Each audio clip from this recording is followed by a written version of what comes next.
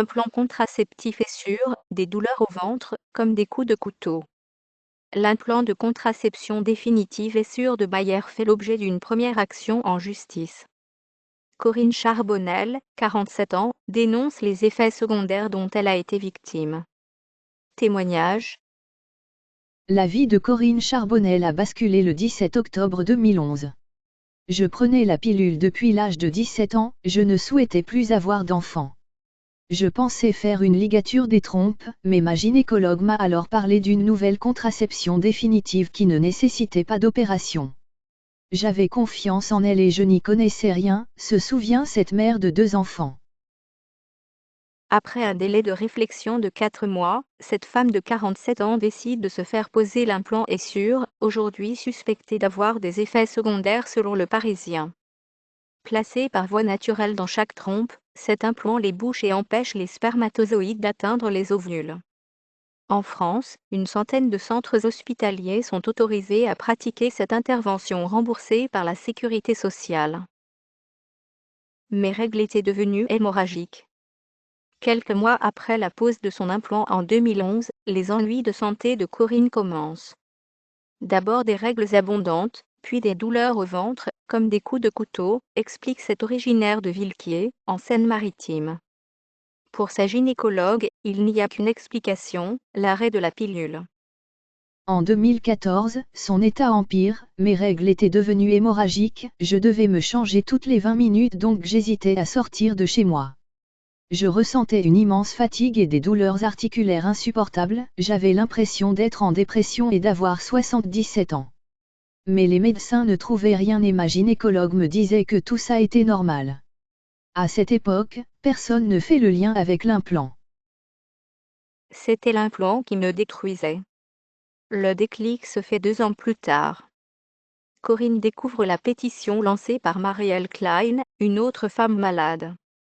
Je suis tombée de haut, je reconnaissais tous mes symptômes, j'ai mis 3 jours à m'en remettre, se rappelle-t-elle. J'ai enfin compris que ce n'était pas moi qui n'allais pas bien, c'était l'implant qui me détruisait. Corinne est surprise d'apprendre que ce contraceptif est en réalité déconseillé aux femmes allergiques au nickel, ce qui pourrait expliquer les troubles. Aucun test ne m'a jamais été fait pour savoir si c'était mon cas, regrette-t-elle. Elle consulte un nouveau gynécologue qui lui enlèvera l'implant le 20 juillet 2016. Il subira également une ablation de l'utérus, des trompes et des ovaires. J'avais beaucoup de fibromes utérins, tumeurs bénignes non cancéreuses, de l'endométriose, des kystes ovariens. J'ai tellement pleuré. L'utérus, c'est l'essence d'une femme, même si on ne veut plus avoir d'enfants. Depuis, Corinne va mieux et les douleurs ont disparu. Elle garde pourtant le sentiment d'avoir été trompée. Est-ce que les gynécologues ne sont pas au courant ou est-ce qu'ils ne veulent pas voir ce qu'il se passe, se demande-t-elle. Et ce n'est pas parce que toutes les femmes ne tombent pas malades qu'il faut continuer à poser ces implants. 240 000 implants vendus en France. Désormais, elle mène un combat judiciaire contre le laboratoire Bayer, qui commercialisait sur.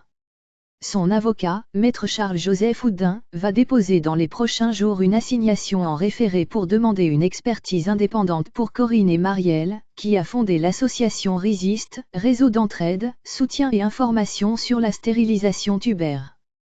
Une trentaine de dossiers sont aussi en cours de constitution. Depuis la mise sur le marché de ce dispositif médical en 2001, 240 000 unités ont été vendues en France. Le ministère de la Santé rappelle, dans un communiqué, que ces implants sont sous surveillance renforcée depuis le mois de juillet 2015 et que rien, à ce stade, ne permettait de remettre en cause le rapport bénéfice-risque positif de ce dispositif. Reste que depuis quelques mois, l'association a reçu une myriade de témoignages similaires à celui de Corinne. Les signalements d'effets secondaires sont passés de 42 en 2012 à 242 en 2015, puis 162 entre janvier et octobre 2016, indique de son côté l'Agence nationale de sécurité des produits de santé.